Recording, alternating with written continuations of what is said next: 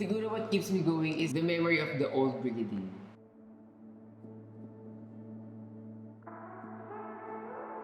Parang doon sa Brigadine dati na nawala ng tiwala, nawala ng pag-asa, na muntik ng sumuko. Ito yung gusto kong ipakita sa dating Brigadine na ito yung time na lumaban ka. Ito yung time na huwag ka nang susuko. Ito na yung time na kailangan mong galingan. At gawin yung best mo for you to get where you want to be.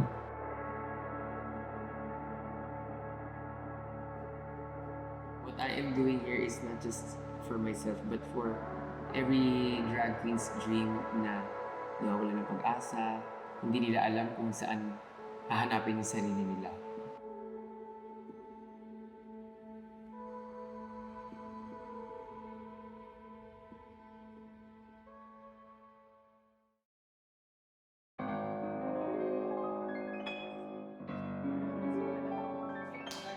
Oh, thank you!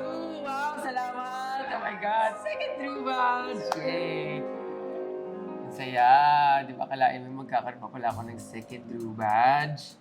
Hindi ko in-expect yun, ha? I mean, coming to the competition, hindi ko in-expect even na makaka-dalawang Drew Badge ako. Not even na makaka-isang Drew Badge ako dahil I think na-mention ko naman to na I really wanted to come in to the competition and just wanna have fun, have new memories, and just do my best. And if ma-reward siya ng blue badge or ng recognition or validation, I will be more than happy kung ano man yung ma-receive ko for doing my best.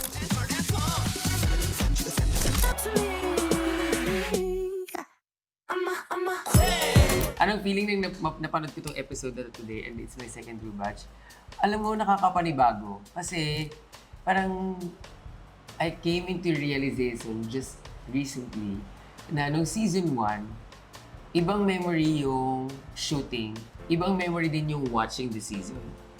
So ngayon, kahit na iba na yung nangyari din sa season ngayon, iba pa rin, hindi pa rin ako ganun kasanay na, okay, manalo ka sa episode na to.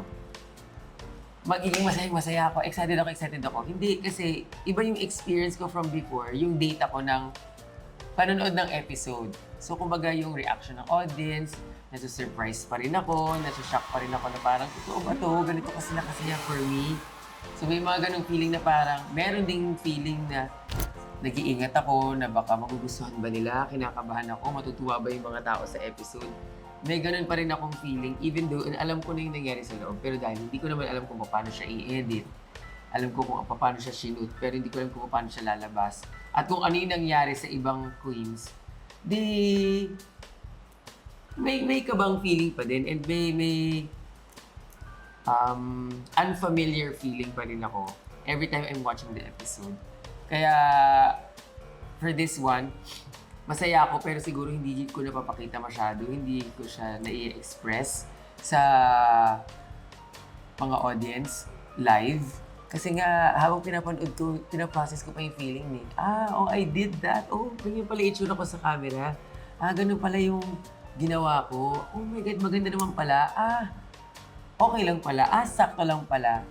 So, syempre, iba rin yung feeling mo. Iba yung perspective mo while doing it. And iba yung perspective mo while you're watching it yourself.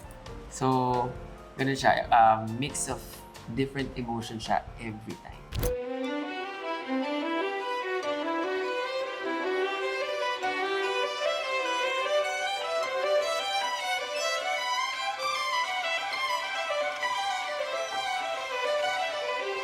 This episode, second hit. I think ang refreshing lang na dito sa episode na to, I realized and learned na it takes years of consistency and time spent in honing your craft, in giving your 100% best in what you do all the time.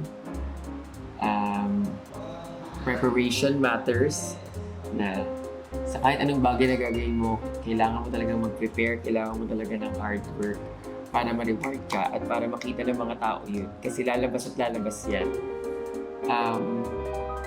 Also, trusting yourself, trusting your your talent, trusting the things that you do.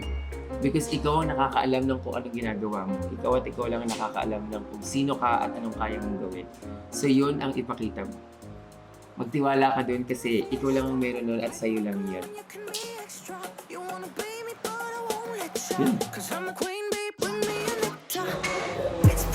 Sige nga, labanan mo si Teacher Jun. Check my ass, yeah, got it from my mama.